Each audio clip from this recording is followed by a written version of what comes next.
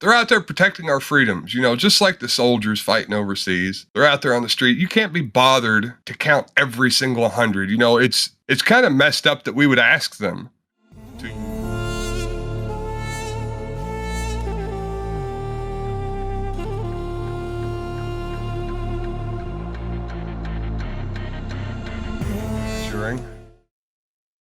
Go ahead, skin it.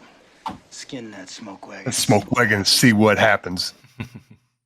I watched that again recently. It's goddamn, this movie's so fucking good. So good. I want to be a cowboy. Yeah. I was watching it with Sierra's dad. My face just does not seem really well lit. Anyways. What's been happening this week, man? Do you have COVID or? Dude, I've had some shit fucking happen this week. Oh, geez. Here we go. Oh, yeah. Monday, I'm over at my mom's who lives in the property, like through the woods. I get a call from a lawyer. I'm talking to my lawyer. She says, yeah, they've issued an arrest warrant for you on these charges. I was like, okay, well, she's like, I'm going to call them up, see if we can, present you to court, get you on the docket. I'm like, all right, that's, yeah, that sounds good. Thank you. Me and my mom are getting ready to go somewhere. I was going to go with her to pick something up. She's looking to buy a camper. I walk over here to my house, and who do I see in my driveway? Meade County Sheriff's Department. So I'm on the phone with my lawyer. I go back over there. She's like, why are you breathing so hard? I was like, they're fucking here. And she's like, oh my God, I'm so sorry. Anyways, she tells me, she's like, look, they consider you, she's still flabbergasted. She's like, I don't even know what they're charged. Like, I don't know why they're charging you. They should know these charges are, you're not a felon. You're not a felon. You're getting charged with having guns as a felon, but you're not a felon. And so anyway, she's like, I'm going to try to get this arrest warrant taken care of so we can go up there, we can present our evidence. And she's like, right now, like, they're looking at you as like an armed and dangerous fugitive. She's like, you need to be very, very careful. Oh God. Like, ideally, you do not stay at your home, go somewhere. And so that's how I got sick. I went and stayed with Scott. Scott's got a little 2-year-old, and he's cute as shit, but 2-year-olds constantly have like a stream of snot running down their face, and he's like coming over and touching me. Anyways, but yeah, so I stayed over there, go up to court Wednesday. We walk in, present me first thing in the morning, and they come out, arrest me, serve the warrant, take me back there. I'm back there for 5 minutes. They don't even finish booking me. And somebody comes back and says, the judge wants Mr. Cantrell out front right now. And they take me back out front in chains. And my lawyer starts going into the whole thing like, what are these charges? Like, we've got the paper, this is whatever. And the fucking prosecutor like starts stuttering. And she's like, well, we think that there's other charges. And the judge gets on and starts pulling my stuff up.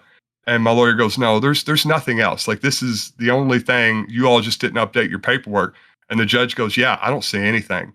And he's like, Mr. Cantrell, I'm going to go ahead and release you on your armed recognizance. Be back up here, July 13th. And what do you have to show back up for? They didn't throw it out right there?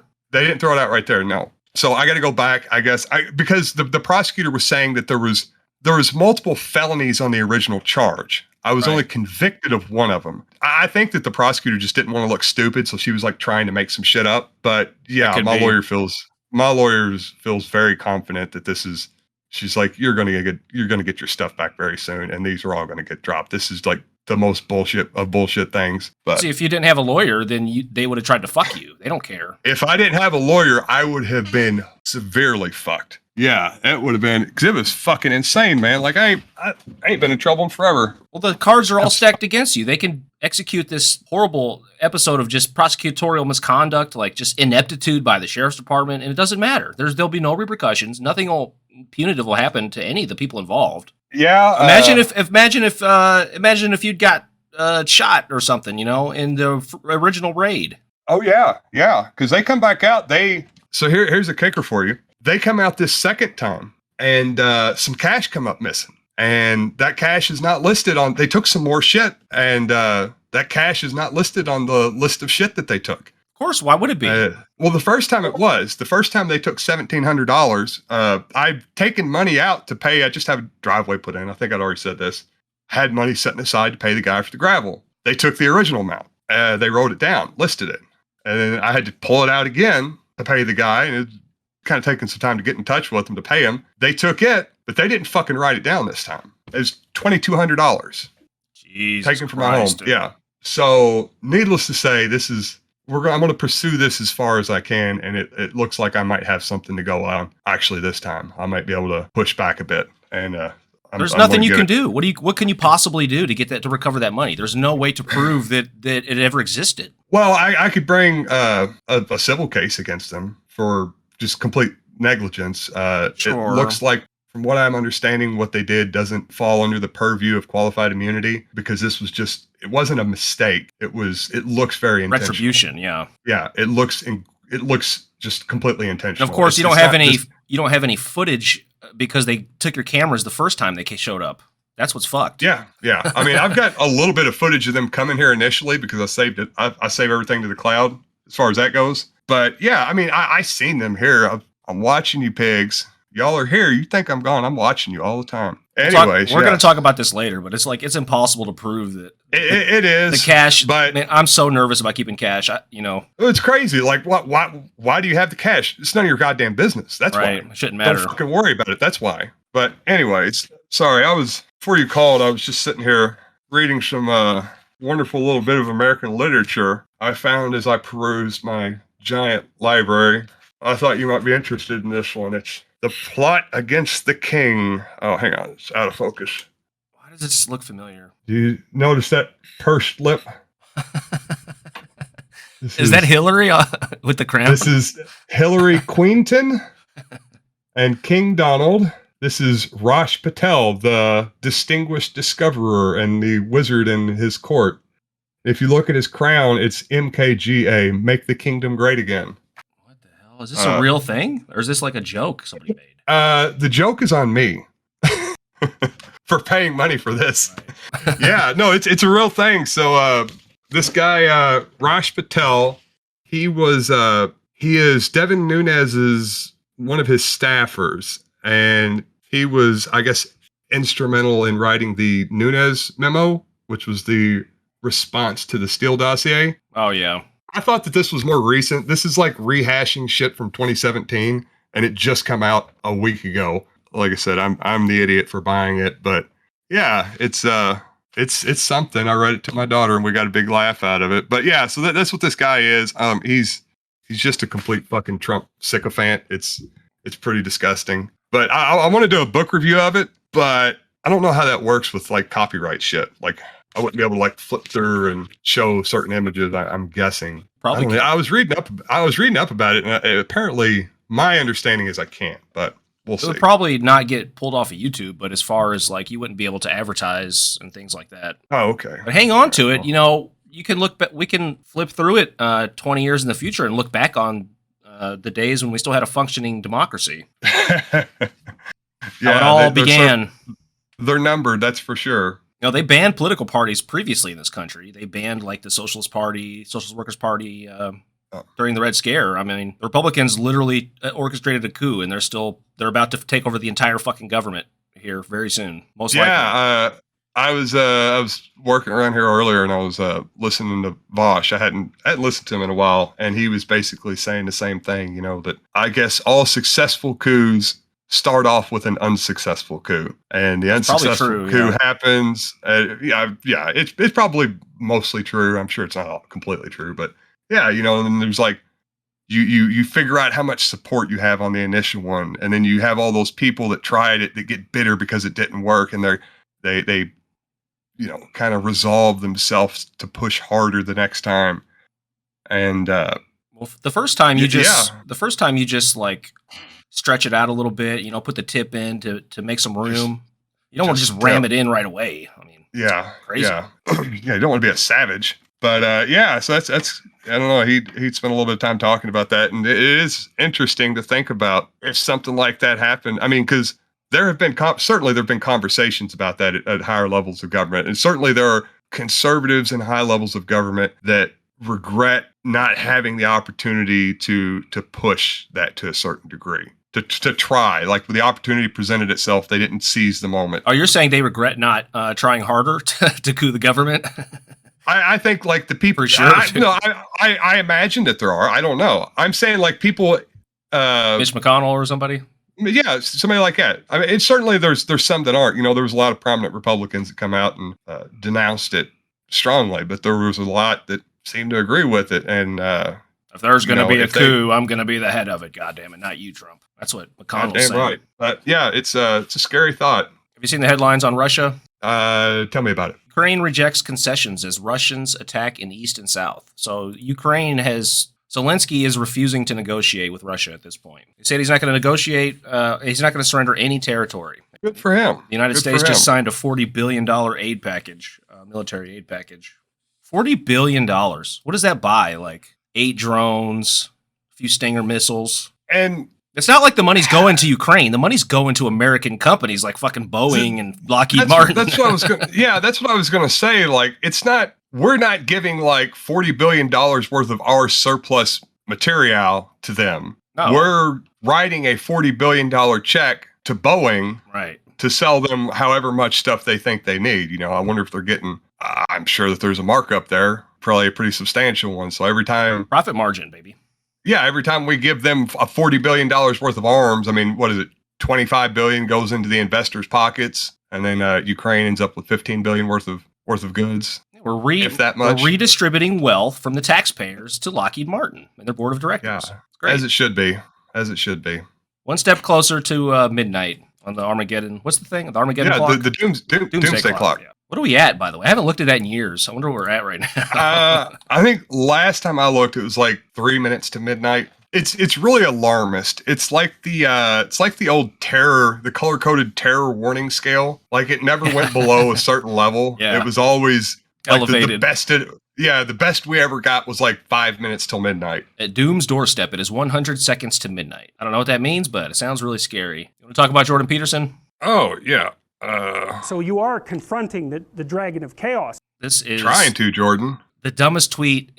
It's still up. He didn't delete the tweet. Sorry, not beautiful, and no amount of authoritarian tolerance is going to change that. She doesn't look that bad for a big girl. I mean, what the fuck is he talking about? No, that's what I'm saying. First off, like, Jordan Peterson has this giant backlash. He tweets this really just stupid. I don't even know, like, it's gross. I think the general consensus, it's just gross. It's just mean-spirited and stupid. And he gets this giant backlash from pretty much all of Twitter, including a lot of his fans. Oh, really? And then he starts, oh, yeah. There was a lot of his... People were like, hey, man, like, that's what my wife looks like. Like, and I think my wife is beautiful. This might be the most epic ratio of all time on Twitter. Big girls are beautiful. He is a... the interesting part of this for me was his reaction to the whole thing. So he comes on there. He makes his statement. Two things. First off, he insults her just needlessly, and she's a beautiful woman. She's a big girl, but she's got a nice body, and there's plenty of people that are attracted to that body style. That's what makes Pornhub so great. There's so much variety. There's not a cookie cutter type that everybody has to watch. You get whatever you want, because people are attracted to everything. But then this assertion that anyone that doesn't agree with Peterson's particular proclivities has an authoritarian bent, that it's authoritarian to say that this woman might be attractive because even though she doesn't follow a certain set of traditional beauty standards. It's just very strange. And then on top of that, he hang on, let me pull up the tweet so I can see. Jordan Peterson's wife for you. Yeah. Oh, there was a lot of people that were bringing that up too. Yeah, dude, look at your fucking wife, man. How did those two fucking ghouls produce? Michaela's hot ass. Michaela, yeah. Two wrongs make a right, baby. I guess so. She looks like fucking Russian operative. She looks like KGB. Yeah, she definitely got like some Eastern European thing going on. Anyways, so after his very deserved blowback for saying just a stupid, mean-spirited thing.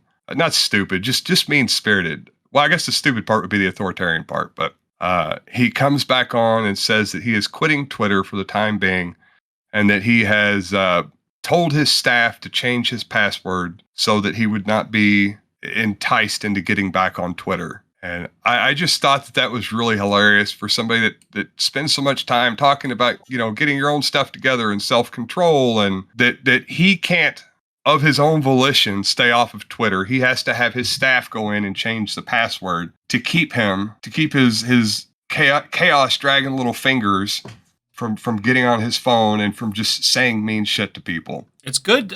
He clearly doesn't have a social media like team. Okay. It's just him, so that's good. He didn't delete the tweet. I have to give him props for not deleting the tweet. Yeah, so I told my staff to change my password to keep me from temptation and am departing once again.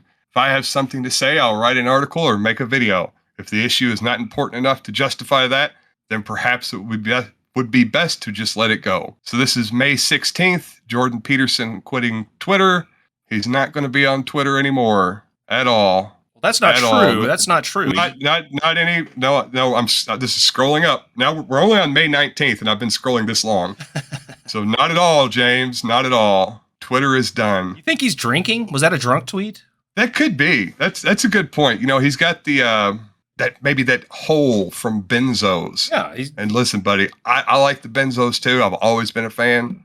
But and I understand when you take them out of your life, you know it. Well, when you take any awesome chemical out of your life, it leaves a wanting, an urge behind, and sometimes you fill that urge with other unhealthy things, whether they be other chemicals or bad habits or whatever. Maybe that's what's going on. He's just pissed off about all these cultural Marxists. He's got to get on Twitter and let everybody know. And maybe he needs benzos. I mean, you ever think of that, Jordan Peterson? Could be. Some people do. For sure. Some people do. Just control yourself, buddy. If that's you, if that's you sober, you're the fucking. What's that? I mean, if that's Jordan Peterson sober, like maybe he needs to be on him because that is horrific shit. She didn't even, for a big girl, her skin was nice. Like she didn't have stretch marks. She looked great for a big girl. There weren't like folds. There wasn't cellulite. You know, she had a really pretty face and it was a good body. Most fat girls are probably talking shit about her. She's the good looking one. Oh yeah, but yeah, just I don't know. Peterson just looks like more and more of a like he's becoming more and more the Weird Al parody of himself. Like he does stuff like this that it seems like somebody doing a parody of something Jordan Peterson would say because it's so just over the top dramatic and he makes these like verbose definitive statements. If you don't agree with my assessment, you are an authoritarian. I mean, that itself is an authoritarian statement and point of view. Yeah. I just don't understand what he was thinking when he tweeted this. I don't know. I've tweeted some dumb shit when I was drunk, but this is pretty fucking epic. Yeah, I mean, I guess, so we give him the benefit of the doubt, and we say that he was talking about the people that I guess there's a small subset of the people that will try to argue that being healthy or being obese can be healthy, that there is there was actually something else that he replied to. Well, that's an interesting discussion. There is a discussion to be had there, but I don't think it starts with insulting like an overweight model on a cover of a magazine. All right. So this is what he replied to right here. Something. Yeah, this is healthy. Like clearly those women are not healthy. Clearly there's all sorts of issues they're going to end up dealing with down the line for being that size. But that's not initially what he was talking about. Like this was like a couple days later, something that he was, I guess, trying to say that he was talking about initially, but I don't know. Even that I don't buy. Like, look, man, you're a fucking multiple time author. You don't know how poorly your ideas come. You've written books, you've given lectures at prestigious universities, and you don't realize like how completely poorly your point come off, if that's the point you were trying to make. Well, his whole thing was he got famous off of like the backlash to the liberal bullshit in Canada, which, you know, is gross, but that was what he rode to fame. It's not like he rode to fame on his intellect or like his books or his writing. He just has he has a unique manner and style, and it's interesting to watch and listen to, but it's not much substance there. You know what I mean? Oh yeah, there's definitely not. He's got a weird appeal to certain people. I don't know. And he's entertaining. He's entertaining, dude. The overt religiosity without traditional religious dogma, I think, appeals to younger people because he kind of like. He abstracts the idea of Jesus and Christianity from the Bible and kind of he basically just rolls it up and gives it a new packaging and sells it back to everybody as if, yeah, this is what they meant in the first place. You know, these are all these abstract ideas. And right. He had a really interesting talk with Sam Harris where Sam Harris just kept trying to get him to agree on what the word truth meant. And it was a pretty comical disaster. He's not going to let himself get pinned down because then he'll be disproven. So he's just going to slip and slide in a debate like that. I bet Sam Harris probably handled him. He tried at one point, like they went back and forth about what is truth. Just like let's agree on what the word truth means. That was a whole 2-hour podcast. They were just trying. They got bogged down on that one thing. And at one point, Sam asked him what do you think about the Jesus' resurrection? Do you think that happened or that didn't happen? Just give me a clear answer one way or another. And Jordan goes, well, it would take me at least 40 hours to even attempt to answer that question for you. And Sam goes, how about this for an answer? Almost certainly not. You can't do that. You can't say yes, no, maybe, kind of, I don't know. But he wanted to make it about the metaphysical substrates and the chaotic father figures. So you are confronting the dragon of chaos. All right. Always, every day. Jordan Peterson and his downward spiral has been very entertaining to watch. I wonder what the end is. He going to kill himself, or is he what's going to happen? You think, or is this leading to? He's going to be back in Russia on another rehab trip. Man, for sure. He's losing it. Something's going on. He's going to relapse. The emotional, the emotional breakdowns it seems like maybe some alcohol use there. I don't know.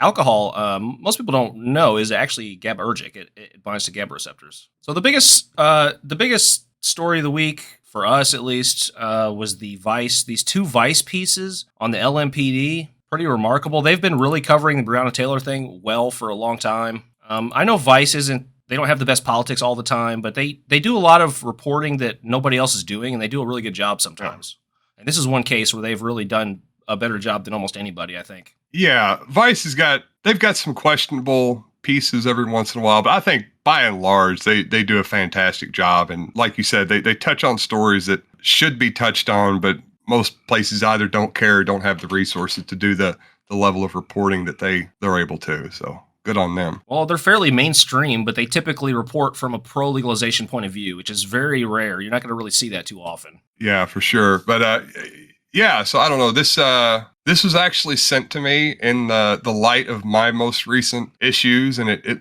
literally said, well, exactly what's happened to me recently. It's almost like it's widespread, like corruption is just widespread in the policing. It's almost as if cops are just scum, and it doesn't matter where they're at, they're all just fucking scum. I wouldn't go quite that far, but I'd agree with the sentiment. I would go much further, but we're in front of the whole world. Yeah, so this is a segment about police corruption, specifically the narcotics division in the Louisville Metro Police Department, which is very near where I live. It's pretty near where you live. It was 2 segments. Well, actually, so the first one was about the LMPD and the propensity for money and drugs to come up missing on their raids. And then there was another one that maybe we could talk about another time, but it's about sexual abuse allegations against women that are you were only going to get in trouble. You're only going to talk about the one here? They're pretty related because the officers involved, some of them show up in both of these pieces. Really? No, I didn't watch the other one. I fill out everything about it's so did fucked. everything about the first one. This one officer's so fucked. Yeah, well, let's do the other one next week then. Oh, okay. Yeah, if you want to. Or we can do it. It doesn't matter. Like I said, I got all my stuff about the one. Well, once they detained me, they got me outside. I was handcuffed on the stretcher. I would just talk to the neighbor, and I was asking if she could get the money out of my pocket for rent to give to my kid's mother. And the next thing you know, one of the detectives came from behind me, and he reached in my pocket and took the money out. How much money was it? In between $8,500 and like $10,000, something like that. But detectives only turned in about $1,600, which would leave several thousand unaccounted for. Allison sued the department for excessive force. The lawsuit is still ongoing. All that pain, all that trauma, to get basically nothing. Did the money ever come up again? Did you try to bring it up or try to get it back? At that point, it didn't even matter. My defense lawyer, anytime I mentioned anything about that, he was just like, I need to worry about getting out of jail. I don't need to worry about any of that. I knew when they took the money from me, I wasn't gonna get that money back. I knew that, but I didn't think that they would not report it. They can't keep it if they report it. Yeah, so this was on a search warrant that they had. They come into the guy's house. The reason he's on a stretcher, he gets his two daughters together because he hears the SWAT banging search warrant. They break in the door, and as he's standing there with his two daughters, one of the officers hits him in the face with the butt of his rifle and breaks his zygomatic arch, and they just beat the shit out of him right in front of his kids. According to him, he put his hands up and then they hit him in the face with the butt of the gun. The photos are horrific, dude. I don't know what they did to his shoulder, but they like ripped the skin off of his fucking yeah, it looked shoulder. like a chunk of How did they do that? Missing. That must have been like a boot scraped. Oh, God, it's gross. They fucked him up, dude. Broke his orbital bone. So, have you ever heard you ever heard stories like this about people in your younger days? People making these allegations about cops coming in, busting them, money or drugs coming up missing. Yeah, there's a great documentary on Showtime about the L.A. prison riots, or not the prison riots, the LAPD riots in '91. Yeah.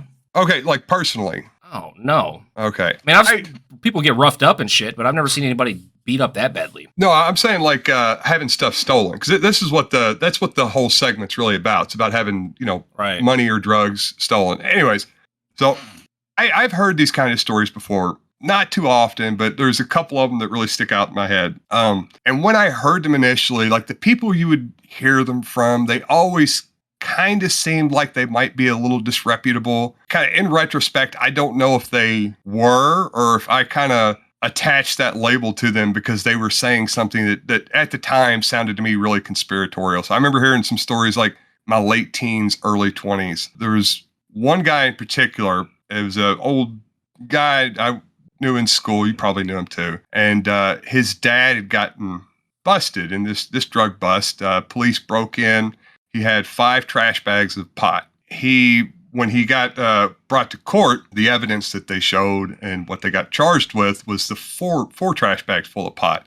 And him not being cowed by the intimidation of the police, he announced in court that no, there was 5 trash bags. There's one missing.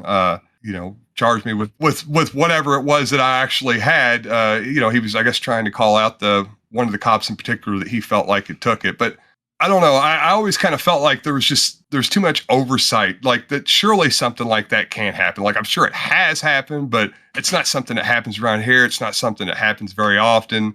Like what's the cop going to do with it? Even in my heavy pot smoking days, it would be unlikely I could smoke a trash bag's worth of weed. And, and if they were going to sell it, how are they going to get rid of it? It's not like the police have a network of people working for them that buy and sell drugs at their behest. Those are confidential informants, by the way. So yeah, I don't know. What are you going to do with it? But I don't know, like these stories have just always kind of stuck out in my head as being interesting. And it's having it happen to me and seeing like later in life, like, oh, these things actually do happen. And then seeing stories like this come out, it's cathartic, I guess. And hopefully it's eye-opening for a lot of people. Can you give her my money in my pocket, though? Man, I just cashed my check. Before we did that, I would say yes to our policy says you cannot transfer money from one person to another after being arrested. Police departments like Louisville's seize money and drugs legally all the time. It's called asset forfeiture, and many law enforcement agencies rely on it to fund their own departments. The practice took hold in the 1980s as part of a sweeping legislative action in the so-called war on drugs. The Comprehensive Crime Control Act is the only real chance at doing something constructive about criminal law reform. One reform would widen the powers of federal prosecutors to go after mobsters and drug traffickers by seizing their profits. Mobsters and drug traffickers. Is that what you are, Tony, a mobster? I think so. That's what they're trying to say, at least. Reagan was fucking elected by the mob. What the hell is he talking about? He's old school Hollywood when it actually was run by the mob. A lot of people probably don't realize this, but when the cops pull you over, if they have anything to arrest you on, they just steal all your cash. There are two things. There are different things here. Civil asset forfeiture, what they're talking about here, they confiscate the money and it goes to fund the police department, obviously creating some pretty perverse incentives, busting people just to steal their money to fund the department. It's sort of like the speeding ticket bullshit, right? Yeah. But there's another thing where if they don't report the money, it just goes in their pocket, and it doesn't go to fund the police department. It goes to fund their vacations and shit. Yeah, for sure. You basically just took the words out of my mouth. Civil asset forfeiture. It's just a legal and completely just kind of fucked incentive structure that creates for them to look for things of value that they can take from you.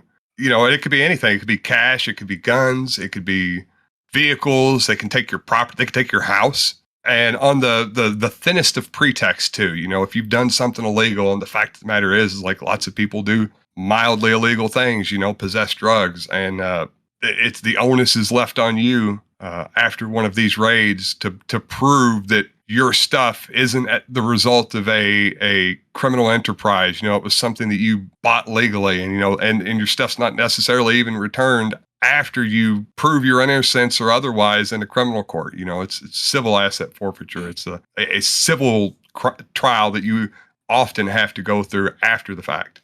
And this is what we were discussing earlier. You always say, "Oh, they came in and stole the shit." Like that's exactly what we're talking about. Like this is what they do, man. This is And the insidious thing is, there's literally nothing you can do. There's no recourse. There is no way to prove that money even existed, because it's it's the police's word against yours, and you're a fucking criminal. So it's extremely rare that anything is ever recovered once it's been forfeited. Even worse is if it doesn't get reported. Then there is literally nothing you can do. You can't sue the officer for stealing money because there's no way to prove it. He just put it in his pocket. I mean, there's no way to prove it. Yeah, and often, if you've got criminal charges hanging over your head, like there's, even if there was some misdeeds by the cops, some malicious malpractice on their part, and the prosecutor sees that, they can that can come into like plea deal type stuff. Hey, you're not going to try any recourse. You're not going to push back on any, the fact that the cops beat the shit out of you, for example. We'll drop a couple of these felonies. You go ahead and plead to this, but you're not going to be able to say anything. You're not going to be able to sue or anything. Where would you go to file a civil lawsuit in Meade County? Probably the same fucking judge that you. Well, no, they have civil court here, and the judges are supposed to be different than the criminal judges. Okay. Generally, if you're going to sue the cops like that would be like small claims court.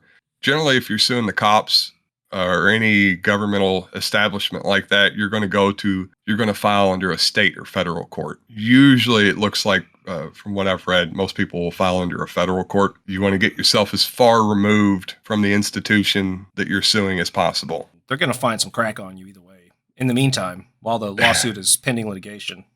Yeah. These specialized units have been lauded all across the country, but they've also been the source of frequent scandals.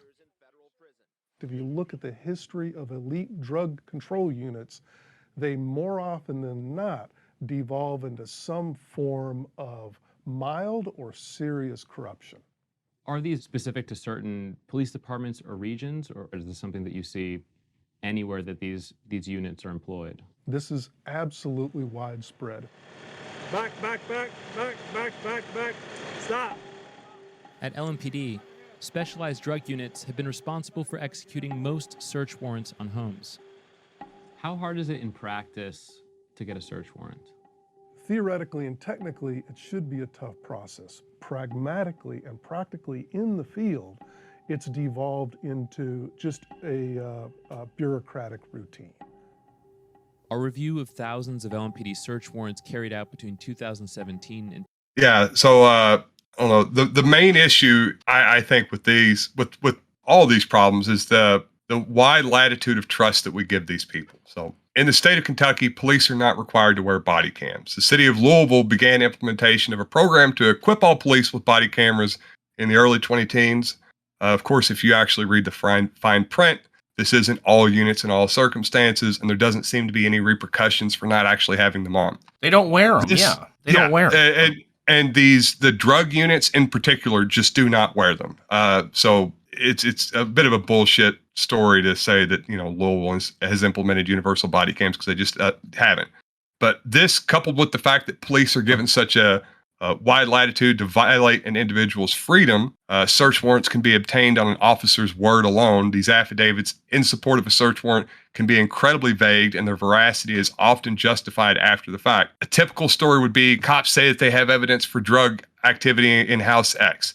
They don't need to provide evidence. They don't need to provide documentation. They can get the legal authority to come in your house based on their unsupported word. Once they get in there, if they find anything illegal, their warrant was justified post facto. Now, it's not actually justified, and there are legal recourses against this, but unfortunately, they're expensive to pursue. The typical scenario is you're scared into accepting a plea deal, which would negate your ability to later bring a civil suit challenging the veracity of the initial warrant. It's so easy for them to make up a scenario to go in there. They're given just such an incredible amount of trust for an organization that should not be trusted at all, and they use that trust that society gives them to profit off of, to go in and just steal from people, to take whatever they want, and to act like complete fucking animals. Yeah, I'm not sure what we're going to cover out of this video, but the Vice, they did a good bit of investigation for this. They talk about, there was one case in particular where they had just copy pasted a warrant from this snitch that was working for them, and it was not backed up by anything. It was just an affidavit by the snitch, and that was it. And it was bullshit. And they actually they compared the two side by side, and the two warrants were identical. Like even there was a typo in both of them.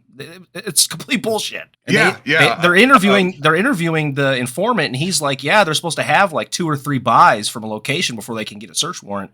But in actuality, that's not how it works. The judge just rubber stamps it, which we all know. We all fucking know. But just to see proof, on a channel like Vice, that's worldwide and it's going to be seen by millions of people, shining a spotlight on a fucking LMPD. It's pretty awesome, man. It's pretty awesome to see some sort of comeuppance here for these. It's amazing how little it takes. I mean, this is what we talked about in the Breonna Taylor case. He kept saying, well, we had a search warrant. But yeah, did you have a justified search warrant? Did you put the work in? In that case, it was, no, we think there's drug activity. Well, why do you think there's drug activity? Because we think there's drug activity.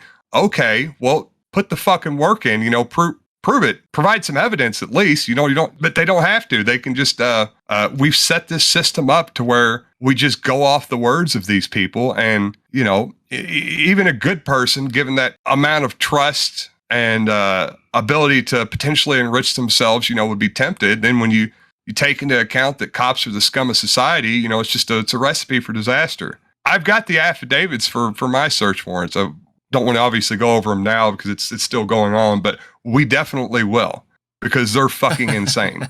They are fucking insane. You think that one was bad? Oh, buddy. Yeah. I don't know if it was this video that they talk about the Breonna thing in Hankinson. So there's evidence that, for example, Hankinson, after he left the scene, he's unaccounted for like 3 hours. Vice got records of his phone records where he took this detour on his way back to the police station for he was missing for like 3 hours.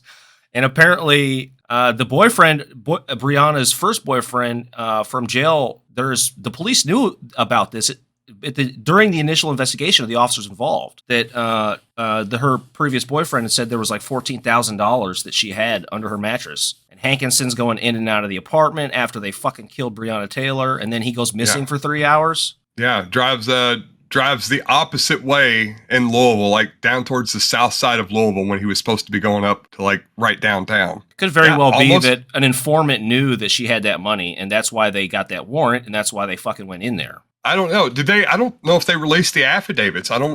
Well, they wouldn't have put that in the affidavit. Not if they're going to pocket the money. Well, if they intentionally were thinking, we're gonna, dude, Hankinson was this money. He was like very crooked. He's also named in this other piece, the sexual assault allegations, all this other shit that he's involved in. He was also on the ethics board of the fucking LMPD. He was a big deal. He was one of the main sort of officers running the narcotics units, and he was behind a lot of this crooked shit potentially. It's not remotely surprising. I mean, that's how you do it, right? You're going to be the most crooked motherfucker around. You get yourself on the ethics board. Well, one thing is very clear. This is not an isolated incident of 1 or 2 bad officers. These guys, yeah. It's a systemic problem from the ground up. It's not just the officers. It's the department.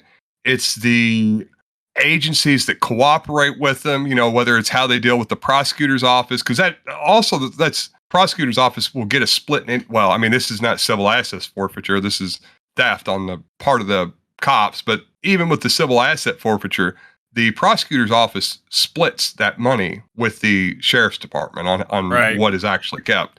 And not just that, but just society as a whole. You know, we treat these guys as heroes. We treat them as people out there putting their lives on the line and trying to keep the community safe. When it's literally just it's a gang. It's an armed gang. Exactly. You know, this is no different than the mafia, man. Nope. The mafia, they would keep the community safe and they would keep crime down. You know, you weren't going to have some random punk running around your neighborhood causing trouble and robbing people when the mafia was in control.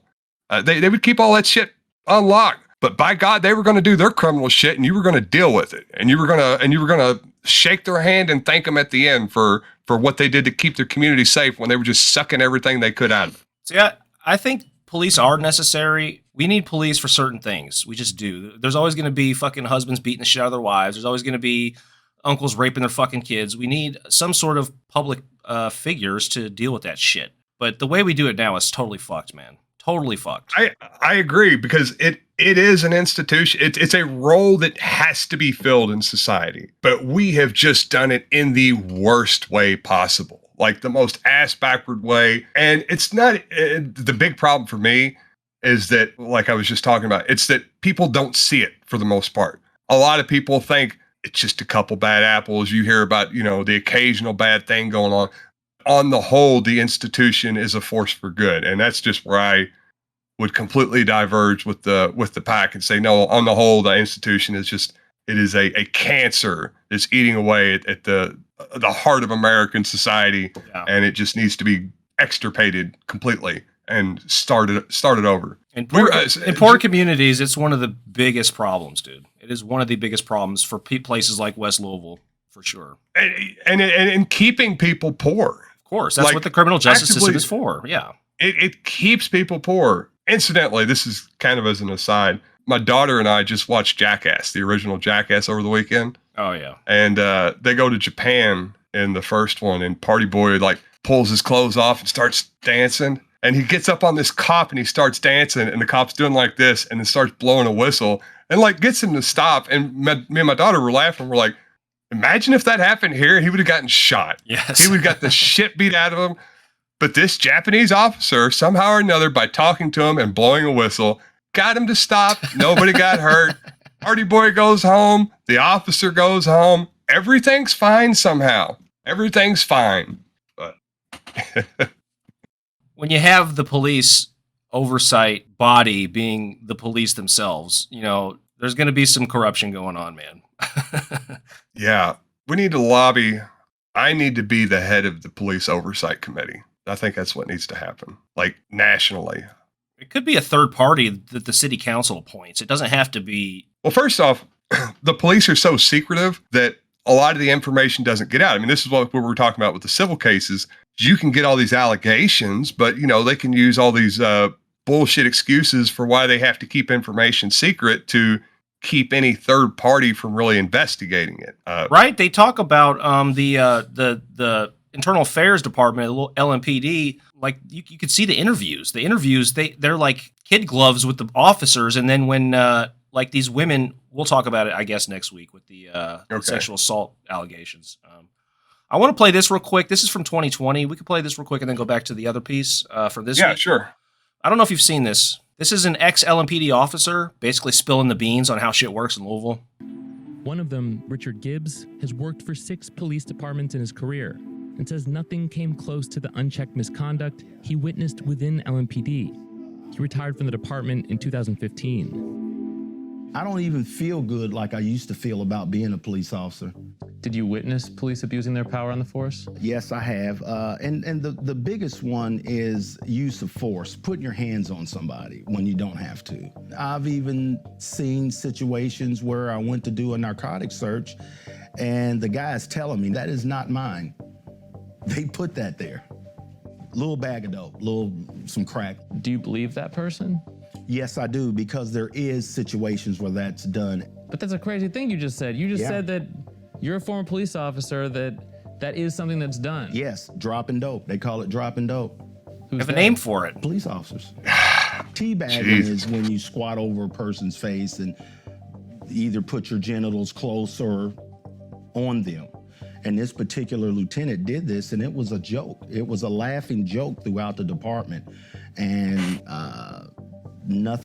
We'll get into it more next week because this shit runs deep, man. This department is so fucked. Yeah. Are they, though? Or is this just going to get swept under the rug? I did see, John Yarmouth. You familiar with him? So, yeah, he was in the House of Representatives for Kentucky, congressperson, and he wrote an article about the need for police reform.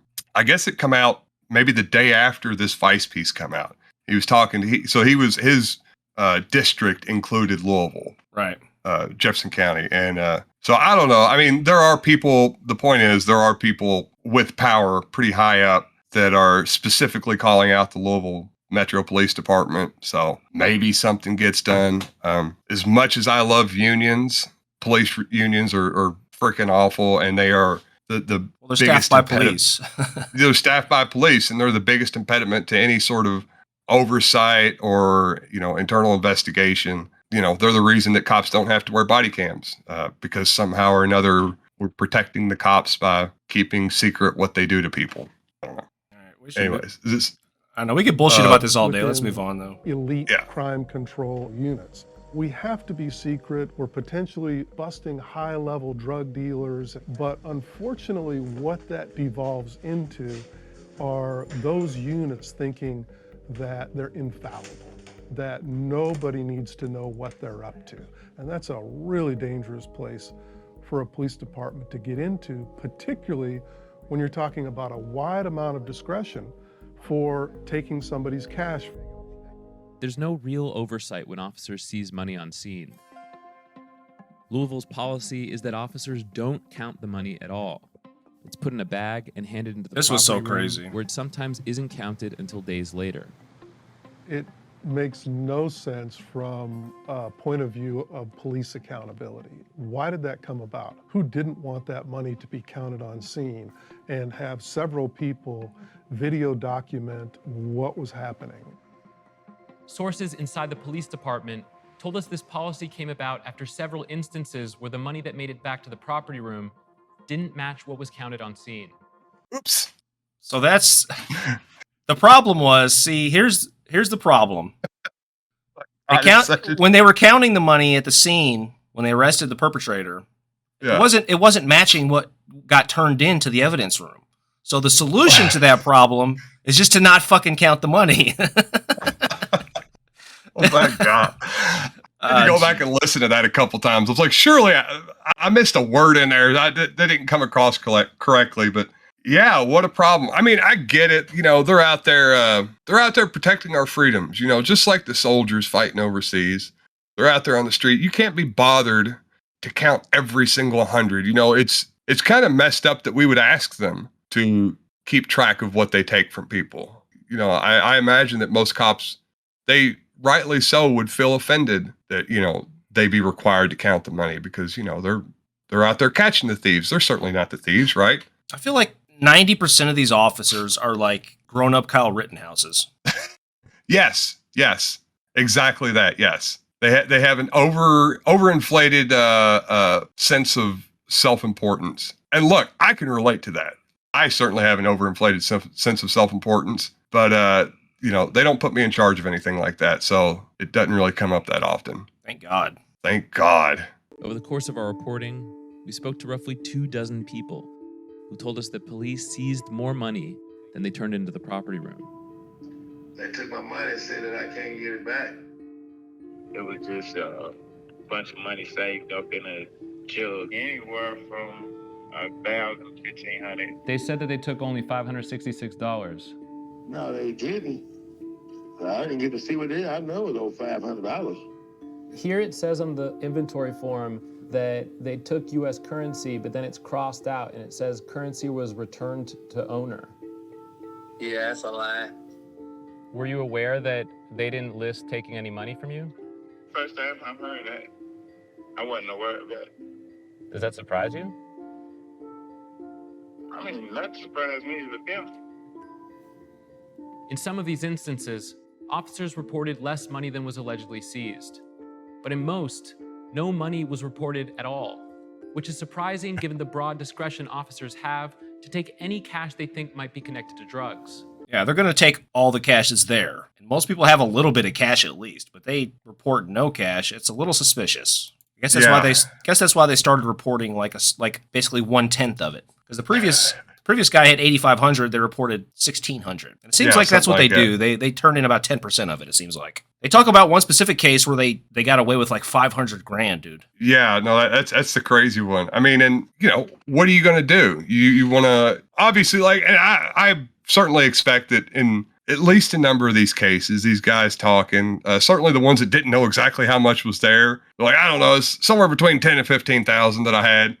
It's probably drug money. Doesn't matter to me either way, if it is or not. And it was probably a mix, maybe some of their money, some drug money. This is not being taken to reinvest into the community. It's not going to help buy body cams for the cops. This is just going in their fucking pockets. And when you do stuff like this, these communities know that. These are, you could hear the guys, they're probably all black guys from Western Louisville, and cops want to cry about how the communities don't respect them, and this is why they don't respect you. It's not because they just inherently don't like you. It's because they see this systemic corruption and abuse at the hands of this organization, and they just get fucking tired of it. They're hitting licks. Especially these like task forces, which is what the one in this area used to be called before they got rid of it for corruption.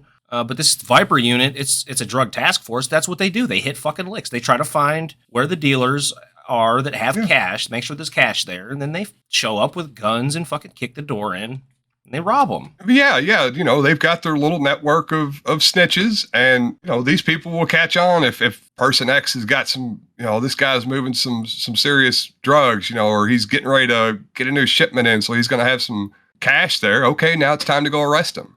They'll just sit on it for a while, wait till he has some cash, and that's when we move in. That's when we go and arrest him, when it's going to be the most profitable for us. Richard Weedo. He, like most other LMPD narcotics officers, relied heavily on confidential informants. CIs have a unique perspective on narcotics policing because they interact with both the police and the people they go after. One of Weedo's former informants agreed to sit down with us for an interview. I was doing undercover buys on narcotics, handguns, wearing wires and stuff. Pretty much anything that paid me and that they wanted me to do, I was doing for them. The CI, whose identity we agreed to protect for their safety, worked with Weedo as recently as 2020 and became familiar with other narcotics officers in his unit. How would you describe that group of officers? At first, I described them as, pretty nice, honest people, but through the transaction and years, I found out, that they were crooked people. When you say crooked people, what do you mean? Like keeping drugs, keeping money, and stuff that they seized off of the defendants.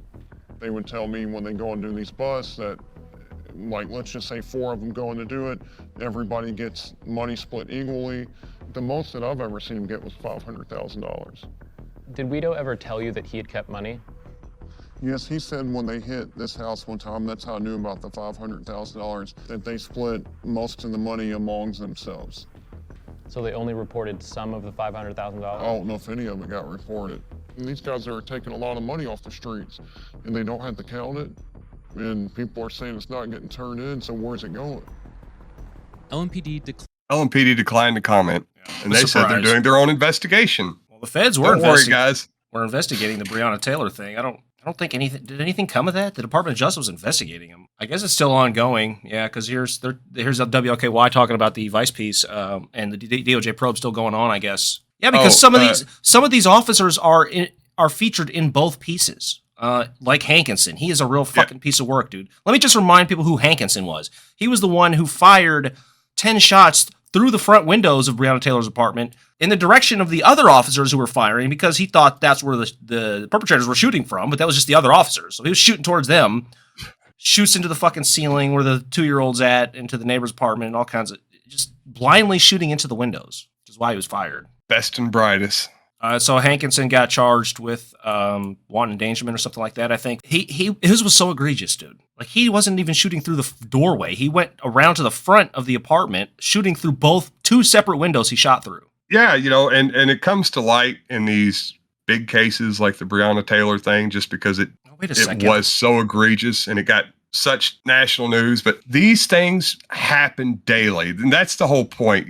People hear about the stuff when it's the big salacious thing that happens, but this stuff goes on all the time. Most of the time, go ahead. Sorry. Here's from March 3rd.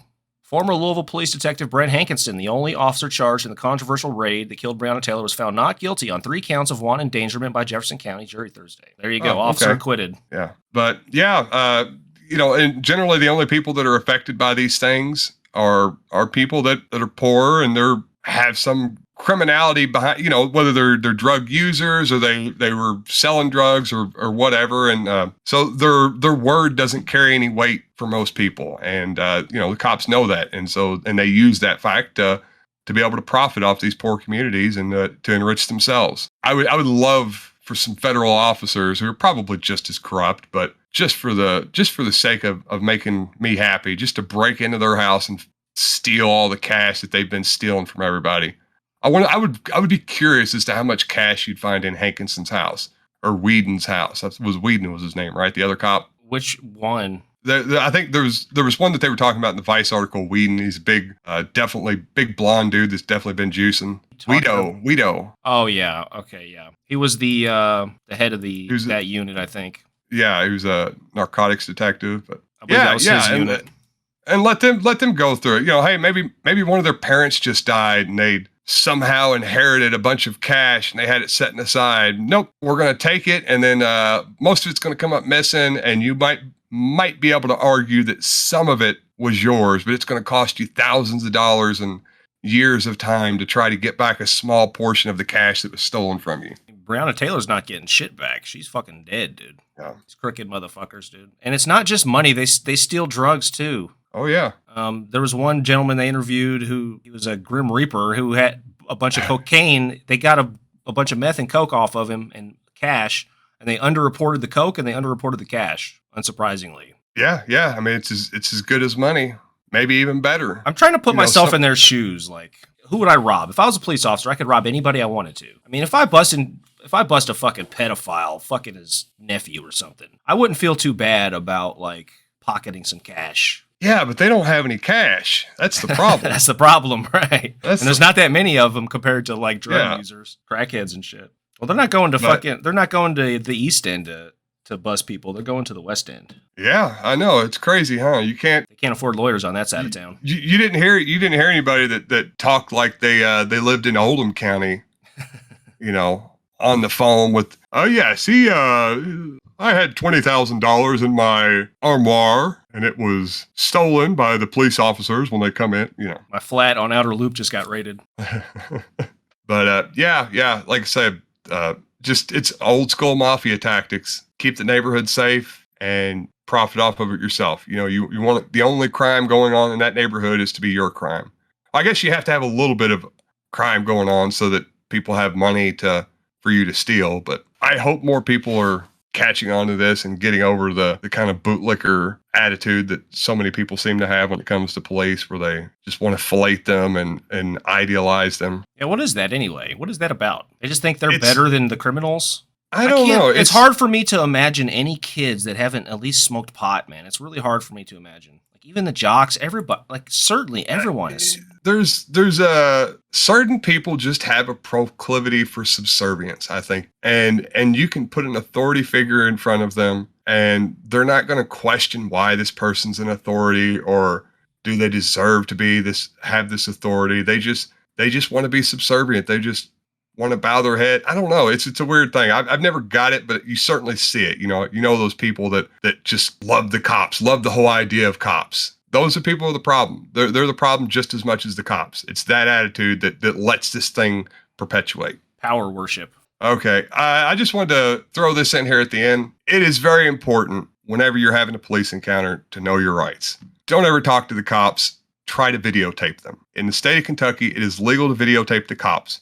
If you're going to do that, you want to make sure that you're not recording it to your phone, because if there's something messed up going on and they know that you just caught them doing something screwed up, your phone might end up coming up your phone might come up missing, just like your cash, or it might end up broken on the sidewalk. So I actually recently downloaded. There's an app called Mobile Justice, and there's a bunch of these apps. But you hit the button, it automatically comes on. It's automatically recording, and it's automatically being saved to the cloud. And with Mobile Justice in particular, you can have it set up to where whenever you turn it on, it automatically will send alerts to like family or your lawyer or whatever. But it's free, doesn't cost anything, and it could really save you at some point in time. You get pulled over, push that button, set it up on your dash, and start recording. That way, you've got an accurate, unbiased accounting of what's going on, and you don't have to rely on some lying pig's word. Cool, I didn't know about that.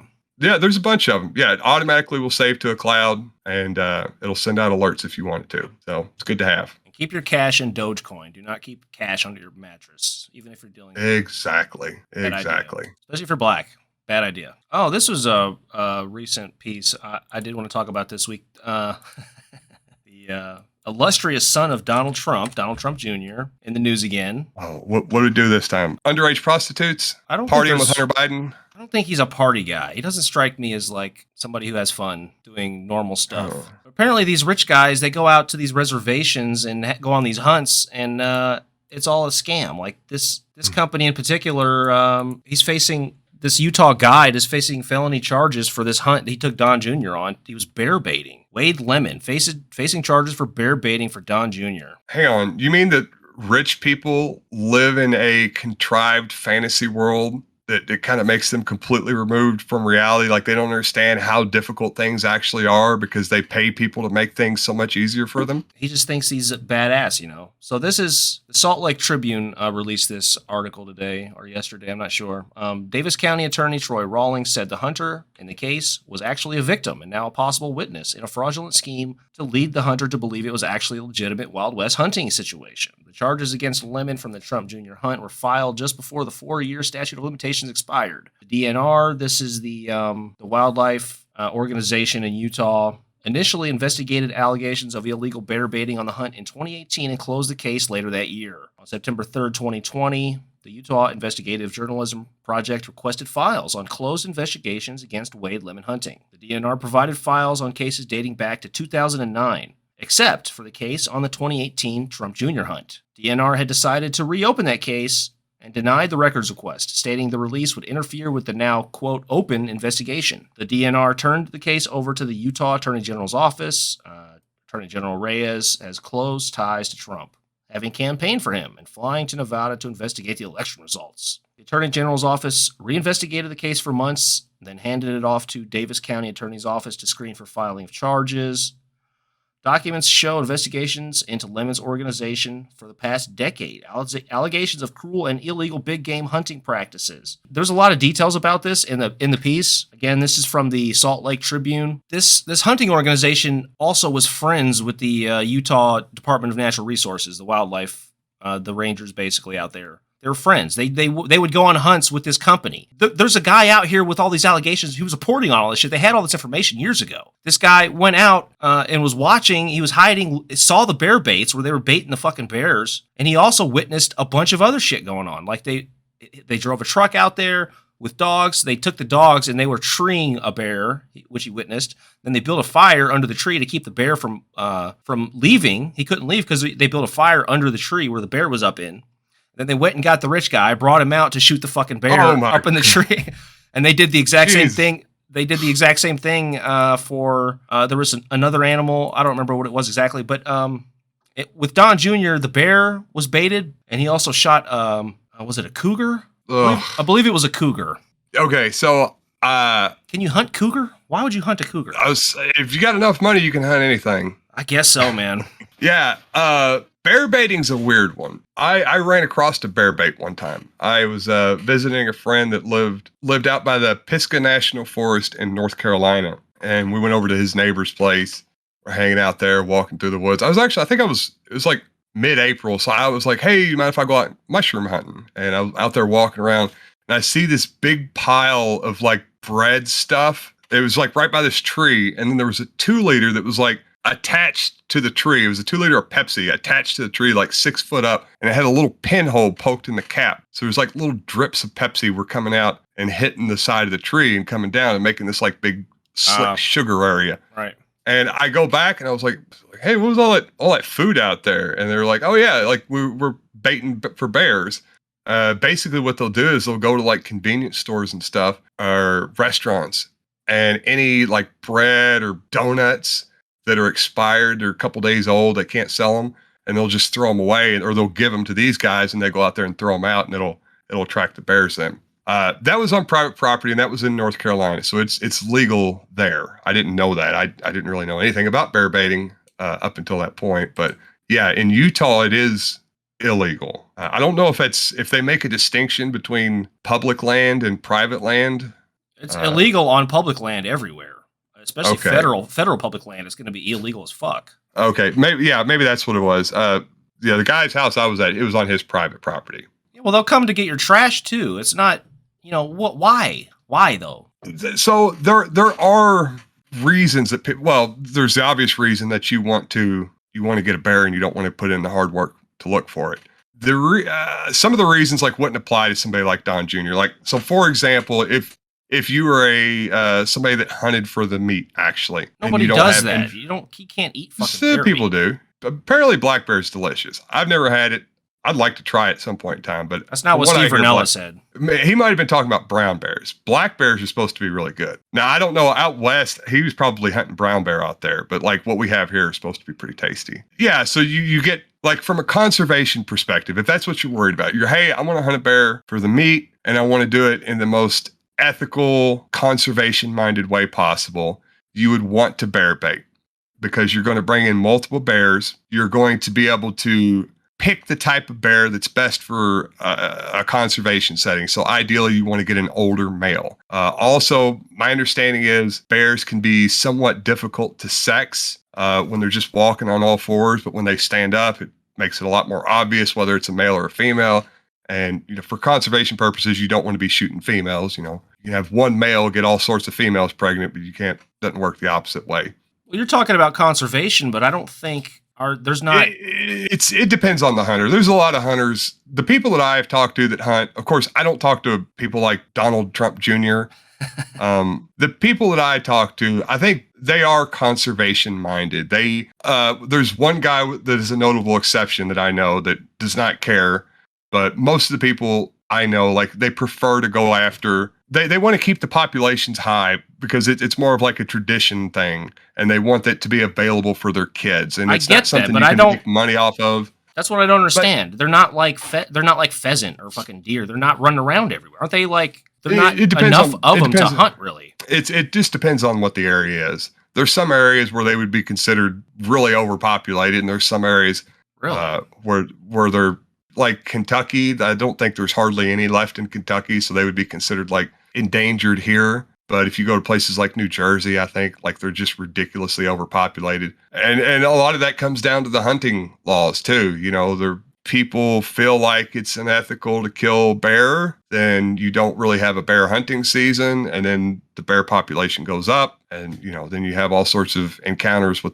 where they start moving into residential areas, and that obviously can become a problem. Oh, well, it's their fucking territory. Get the humans out of there. Yeah, we're here get out of there, first. humans. But on the other hand, so one of the big problems with bear baiting, other than the fact that a lot of people feel like it's unsportsmanlike and it's unethical. You think? Yeah. It can also, if you're not cutting down on the population, what needs to happen to maintain a certain population for the area. Basically, you're just giving bear, which already have a proclivity to eat human food if they can, you're like really getting them hooked on eating human food. So you're going to have more problems because they're going to be more inclined to move into residential areas, start messing up trash cans, and you're going to end up having a lot more problems. It's just like you feeding any wild animal. You're going to kind of mess that wild animal up. It's going to become dependent on you to a certain degree. Yeah, that's why you don't feed the ducks bread, man, because then they'll starve to death. They expect the bread. You sound ambivalent about the bear baiting thing. You sound kind of like on board. Have you done this? I've heard there's bears out here, but I've never seen one. No, I've put out corn for deer. It's pretty common practice to put out corn for deer. You put out a salt lick for deer. There's a lot of people that put deer feeders up and they'll keep them stocked year round. They'll hunt off them, a month or a week out of the year, but they keep them stocked year round. Just they want to encourage deer to stay in their area. They want to encourage deer to be on their property. They want a healthy, people will put out the salt licks year round because they want a healthy deer population. And that's something that a lot of deer tend to not have enough of is, the correct minerals in their diet. But with bear, I think it really depends on the reasoning you're doing it. If you're somebody that's actually, if you're hunting for the meat and, you're some average Joe out in North Carolina, like the guy I knew that, he wasn't rich. He hunted for meat. He was a dude. He liked to go out and he would get some game, and that was what him and his wife would eat off for the year. He didn't have unlimited time to sit out there looking for bear. He was an older gentleman too, so he'd put a bunch of crap out there, and he'd go out there for a week out of the year, and hopefully he'd see a bear, and hopefully it was an ethical animal to kill. It wasn't like a young mother. It was an older male, and he'd pop it, and that's what they would eat for the year. That makes sense if they're eating the bear. Like with the deer, I get it. It's almost like livestock at that point. Yeah, deer are more. They edible. Probably eat. Well, they're definitely more edible. But as far as what they eat, like especially deer around here, their diet is certainly, especially certain times of year, their diet is like almost exclusively like GMO corn, GMO wheat, GMO soybeans. Like I've cut plenty of deer open, and their stomachs will just be full of corn and soybeans. Really? Like there's no acorns in there. There's no grass. It's nothing. Could be some good ass deer though. Grass-fed beef doesn't taste as good. Yeah, that is true. They are very good ass deer. Oh yeah. I don't know. I just thought it was interesting. The whole idea of like the rich fucks thinking that they're just like really good hunters, and meanwhile, like the company is like setting it all up perfectly for them to make sure that they have a good experience. Oh, what Don Jr.'s doing is just fucking gross. Well, he didn't know about it supposedly, and Oh, fuck off. He knew. I don't think so, dude. I think there's more value to the company, this hunting company, if he doesn't know that it's all set up. If he thinks he's really just a badass, Just the level of... This is everything in Don Jr.'s life. Like, everything is this easy for him. Yeah, of course it is. His personal assistant, like, brings the prostitutes to the bars where he knows he's going to be at to get him laid, And these are the guys like, why does everybody think these things are so hard? Why is it so hard for this guy to get laid? Like, don't they know there's always 3 playmates waiting at the bar at the end of, that you can go talk to every night? And yeah, it's like some chicks that his assistant brought in to bait him the freaking night. Either meritocracy is a thing or it's not. You can't have inheritance and meritocracy. The two are not congruent. That is true. All right, James, are you ready for the newest installment of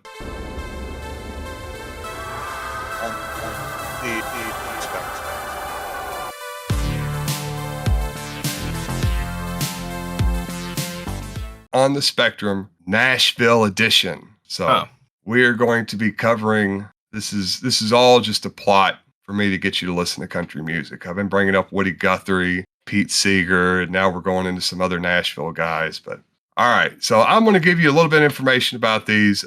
With a lot of it's kind of hard. We're going to have to go based off of song titles or stuff like that, but you'll get the gist. I think you'll do all right. This first fellow was a tireless advocate for prison reform, prisoner treatment, and programs to help prisoners be educated and given a second opportunity. He wrote a song titled God Bless Robert E. Lee, The Ballad of Ira Hayes.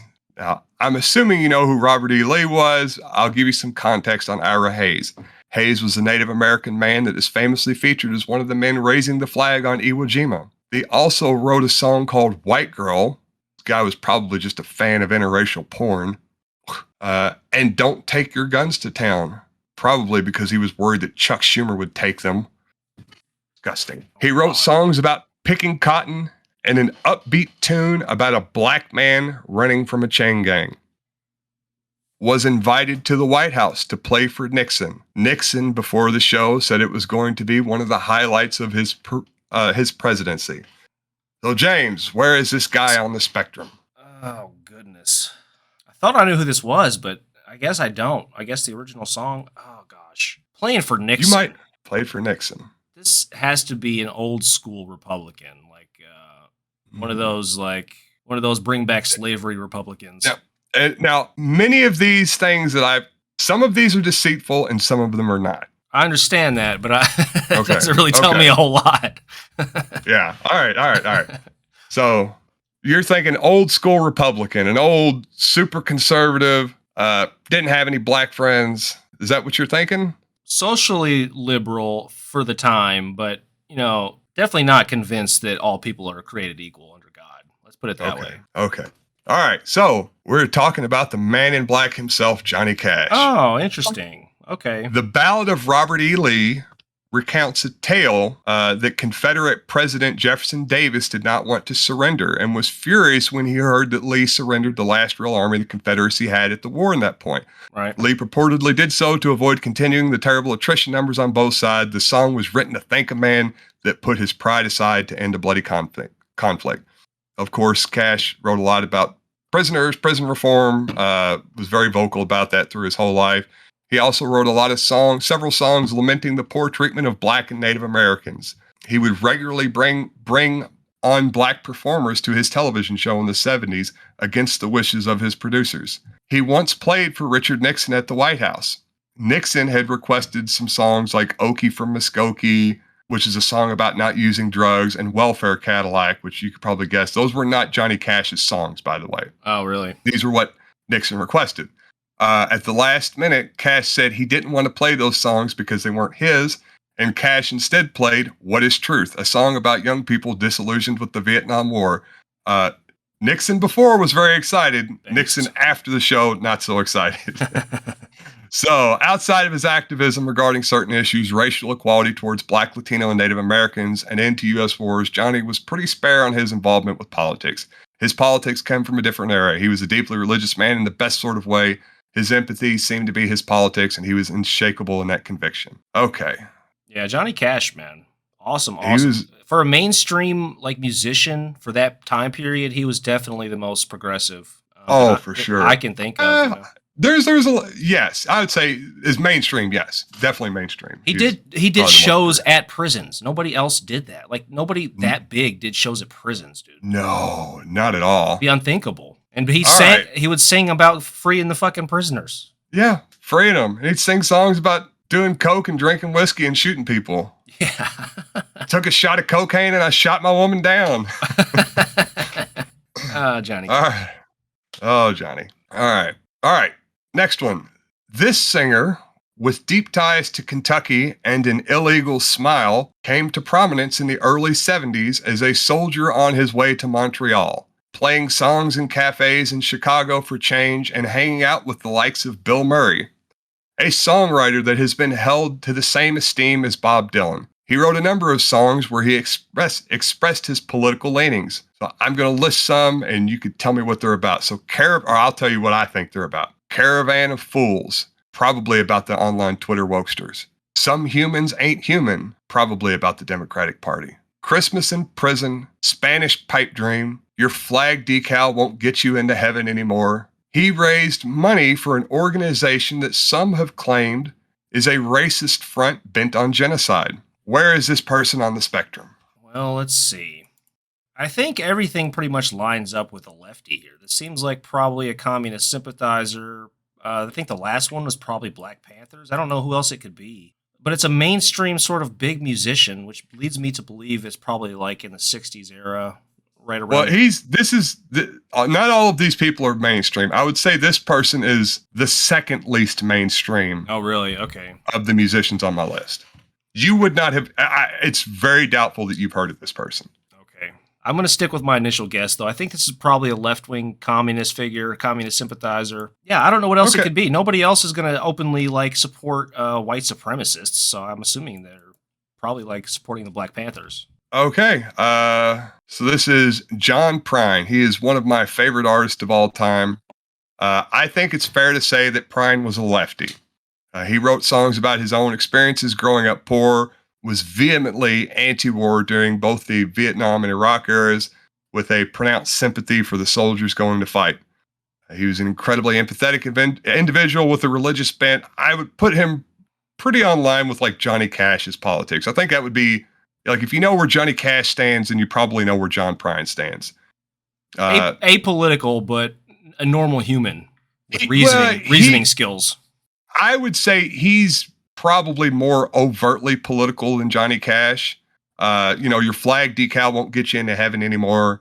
That was written in the 70s, but it was about like kind of the ultra nationalism that was the reactionary response, I guess, in the 70s to the 60s. Some Humans Ain't Human was written about George W. Bush. Oh, really? Wow.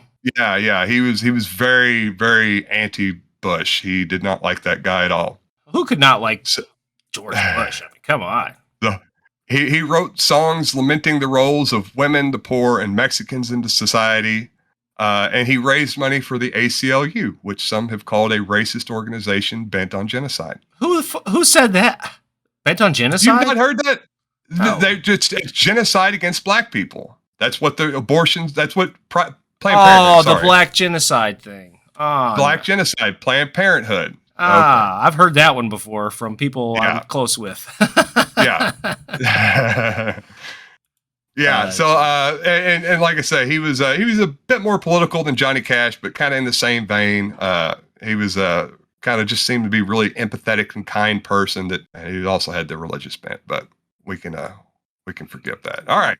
This next one is a rowdy son of a country icon that has not been shy in his political leanings. When not writing songs about overdosing on cocaine or football, this balladeer writes overt political anthems like I've Got Rights, If the South Would Have Won, I Fought the Law, the United Socialist States of America. I mean, he's just telling you what he wants right there. And has campaigned for nearly every presidential candidate for a certain political party for the past 3 decades, even penning an adoring song about a president-vice presidential duo. So, where is this person on the spectrum? Well, I think my biggest clue is the fact that they support every presidential candidate for a certain party. Because I can't think of a single artist that's going to support every Democratic presidential candidate. It just doesn't make sense. I mean, they're all trash. Nobody likes them, not even Democrats. So it really has to be a Republican, I think. And a socialist isn't going to put the term socialist in a song because it's an inflammatory term that socialists don't really use typically because just the connotations with the Soviet Union and shit. Yeah. All right. Let me see. This is Hank Williams Jr. Hank Jr. was aptly described in Rolling Stone as an arch conservative, extremely racist and homophobic. Really? I didn't know that about him. Oh, he's the worst. He went on the like the Muslim Brotherhood thing with Obama. He was a hardline birther, like whatever Marjorie Taylor Greene, like she takes her cues from Hank Jr. Like wherever Hank Jr. is getting his information, Marjorie Taylor Greene's like, all right, we're going to tone that down a little bit, and then that's what I'm going to say. She's the toned down Hank Williams Jr. Yes. So Hank Jr., there was actually this great story I found. Hank Jr., to combat accusations of racism, recounts a meeting that happened at his father's house. And I'm going to do this with the voice that Hank uses. So he says, you know I love the black man. And he come to me and he said, yo, daddy got that song about jambalaya and crawfish pie. Williams rambled in a god-awful, patronizing caricature of an African-American man. Remember, country music is just white people singing the blues. You go get you a dobro and a lot of good things will happen for you, little Bocephus. I thought I thought you were doing his voice, but you were doing him doing a black guy. I was doing him doing this black guy talking. What the fuck? Jesus. Yeah. That makes me sad because my grandpa liked Hank Williams Jr.'s music. It makes me sad. I like some of it too. He's got some good anthems. He campaigns for every single Republican, and he wrote a song. I didn't write it down. I can't remember, but he wrote a song about how much he loved Bush and Cheney. What about them did he like? I wonder. I don't know. I guess they were the war crimes or the freedom, maybe freedom. Freedom. Is he on social media? He's got to be old as fuck by now. I think he's been probably kicked off of most social media. He used to be on Fox all the time because his song Monday Night Football was like their anthem. And then he said something like just really crazy that Fox like got rid of the license to use his song and like kicked him off and never let him come back on. But Jesus, that's pretty bad. All right. This guy joined the army in the 60s. Probably wanted to kill brown people, most likely. attended Ranger School, was a trained Army helicopter pilot. We definitely got Captain America over here. Maybe. Once said, I grew up in a time, I'm going to try to do the voice. I grew up in a time when people believed in duty, honor, and country. My grandfathers were both officers. My father was a general in the Air Force. My brother and I were both in the Army. I've always felt a kinship with soldiers. Wrote the song Good Christian Soldier and Burden of Freedom. Grew up as a military brat son of an Air Force general. Won a Rhodes Scholarship to Oxford University. Hopefully he brought some freedom to that godforsaken land. Was part of an organization that attacked people because of a certain indelible aspect of their nature, which they had no control over. Wrote a very famous song about living in a condemned slum tenement and about the day after a drug and alcohol binge. Was good friends with Johnny Cash and Willie Nelson. Where is this person on the spectrum? Well, the military thing should be an indication of a right-leaning individual in general, for the most part. Now, the reason I'm hedging that is because this guy comes from a family of officers who go to college, and as we all know, college-educated people are basically all liberals. Yeah, that's true. Especially Oxford. Scholarship to Oxford. Yeah, I mean that doesn't really narrow it down, though. They get liberals and more conservative liberals, which are Republicans, over there as well. So it doesn't really tell me a whole lot. Son of an Air Force general. That's quite a big deal. Yeah. I guess. Yeah. I'm gonna stick with that. I think this person is probably just a liberal. Capital L. Just a liberal. Yeah, I would say that's my guess. They're Okay, part of the cathedral. Chris Christopherson. I'll go ahead. I'll describe Christopherson's political leanings with a quote, and I'll also try to do the voice the best I can. I was in Nicaragua with the Sandinistas. I've argued for Leonard Peltier, Mumia Abdul-Jabbar, the United Farm Workers. I've been a radical for a long time. I guess it's too bad. I'd be more marketable as a right-wing redneck. I got into this to tell the truth as I saw it. So Chris Christopherson was a lefty. He raised money for every single South American freedom fighting organization, went down there, spent time with these different groups, was active with the Black Panthers back when it was not cool at all, especially for a white redneck doing country music and a cowboy hat. He released his one of his albums, Third World Warrior, in the 90s, which was an ode to the left-wing struggles in Central and South America. On the being a member of an organization that attacked people for a certain indelible aspect, Christopherson played the character Whisper in the original Blade movie, where he would attack people for being vampires. Oh, that's a bit of a stretch. I mean, that was a bit of a stretch. He was an actor, huh? He did some movies like in the 80s and 90s, I guess. But he started off, as a country guy. He got his big break.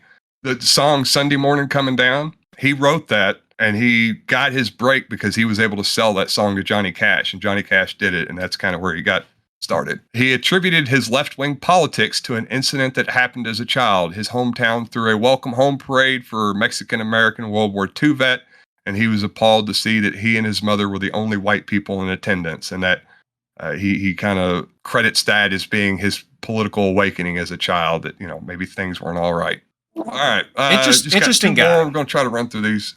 This long-haired redneck and good friend of the late Jewish poet Shel Silverstein wrote what I believe to be some of the most beautiful songs about growing up in poverty in the country. He was the most outlaw of outlaw country singer-songwriters. He wrote powerful working-class ballads like Take This Job and Shove It, If That Ain't Country, Son of the South. He famously wrote a song about his friendship with Willie Nelson and Waylon Jennings. He has a cult following today among young people of a certain ideological persuasion and was one of the earliest country stars to be canceled. No, I'm not giving you much to go on with this one, but where is this person on the spectrum? That's enough to go on if I knew anything about country. I feel like I should know who this is, but I just don't know enough. I've heard some of the songs, but I mean, I don't know who the fuck sings them. Yeah. Well, he wrote Take This Job and Shove It, but it was not popularized by him. There was another artist that made it popular. So that's probably what the version you've heard. Take This Job and Shove It. So he's probably, workers' rights advocate, friends with Willie Nelson. So he's likes the pot. Guy has to be a lefty, man. If I'm gonna nail him down, though, we're going with lefty. Yeah, I'll say they're a lefty. This is David Allen Cole. I don't know if you've heard heard of this guy. It's kind of a weird one. So he is definitely not a lefty. He would be somebody that seems to have really gotten taken in by the conservative culture war stuff. He was undoubtedly one of the greatest songwriters in his genre. However, somehow he was fully engulfed by the cultural persuasions of the right. While he seems to truly understand the hardships of being poor and of working dead-end jobs for little pay and the unending cycle of poverty that can envelop the rural working class, he was a rabid supporter of the most arch-conservative of policies. He never really achieved mainstream notoriety of his peers in the 70s and 80s, likely because of the racially charged nature of some of his songs. The aptly titled N-Word Fucker comes to mind, where he sings, "There's nothing quite as worthless as a white girl with an N-word." Oh, Jesus Christ. So, now, here's the thing. I'm going to throw a twist on you. Twist is, this song, N-Word Fucker, was in fact written by Shel Silverstein, the Jewish children's book author. I don't know, did you ever read, like, There's a Light in the Attic? Or yeah, sure. That's the author? Shel Silverstein. He was the one that actually wrote that song for David Allan Coe. When David Allan Coe was performing that song, his drummer was a black man with a white wife. David Allan Coe, to this day, apparently claims that he is not racist. Based off the number of swastikas in his crowd, I think a lot of people doubt that, but yeah, it's just an interesting story. Also, what incidentally, the fuck? That's so crazy. You're not making a comeback after that one. It's hard to. No. Yeah, all the apology videos in the world ain't really. That's out there. Also, famous nowadays for wearing the wig up here. What's going on with that? Another personal side of the story. So David Allan Coe joined the Outlaws of Louisville motorcycle club when my dad was a member. When David Allan Coe would come in town, he would stay with our neighbor. When I lived in Louisville till I was like 2, he would stay with our neighbor. My mom told me a story. Dad was at work. She's outside hanging up laundry, and David Allan Coe starts hitting on my mom. Mom tells Dad when he gets home, and there was a bit of an altercation where Dad, I guess, held a gun to David Allan Coe and threatened him, and that was kind of the end of the story. But a little bit of personal connection. Maybe David Allan Coe is my dad. I don't know. I'm just saying. Maybe. Possibilities out there. The possibilities are endless. Okay, so I don't know what the score is. Doesn't matter. But I've got one left, and this one is the wild card round. So we'll run through this one, and we can see where we're at. This is just winner take all. None of the other points mattered. This is the only one that matters. How do you top David Allan Coe, man? We're going to do it. All right. Friends with one-time Tea Party darling and conservative Christian nutcase Victoria Jackson. I don't know. Have you ever heard of her? Okay. Yeah, I don't know her stuff, but I've heard of her. She's crazy.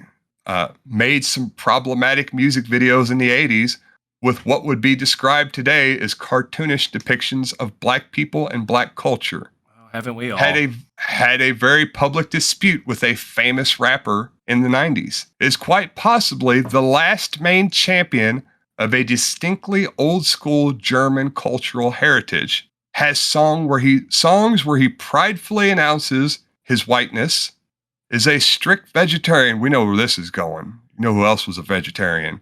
Is a strict vegetarian that doesn't smoke, has never done drugs, and barely drinks, has been culturally appropriating the hairstyle of black women for decades.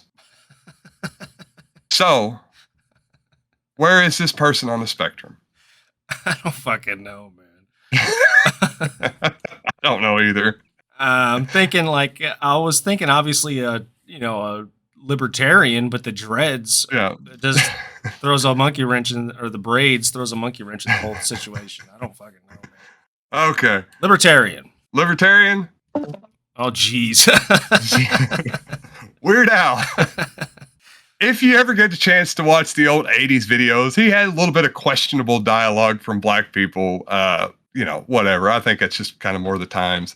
He had a public spat with Coolio, where Coolio got mad for his rendition of Amish Paradise. Mm-hmm. Weird Al was a polka player and loves polka, which is like a very old school German cultural thing to play. The fuck does he play? What's accordion? He's good too. Accordion. Yeah. He sings about being as white as sour cream, along with his love of Star Trek and Dungeons and Dragons and White and Nerdy. Parody. Weird Al doesn't. Yeah. He does sing about it though. Yeah, Weird Al doesn't really take much in. He doesn't really go into politics. I looked forever trying to find what his political leanings were, and he makes it a point to not let anybody know because he does not want to be divisive. He just wants to bring everybody together. I was just hoping I could get you to call Weird Al racist, but yeah. So that's it. I guess we'll never know when it comes to Weird Al. Yeah, he's very diplomatic, huh? He takes the raucous approach. Yeah, he just wants to be liked by everybody, obviously. And he's definitely been culturally appropriating black. I don't know. Would that be considered a black woman's hairstyle? That's a black woman's hairstyle after like $200 job at the salon, maybe. Okay. And that's a pedophile smile. Weird Al is very divisive. I love the guy, but some people don't like him. I love him. Yeah, me and my daughter, I've recently kind of reintroduced my daughter to him. We sat around the other day, like just listening to Weird Al songs. It was a great time. Does she think he's fat phobic? Does she want to cancel him? Oh, she wants to cancel everybody. All right, I'll talk to you next week. James, Have a good one, peace. man. Appreciate it. Talk to you later.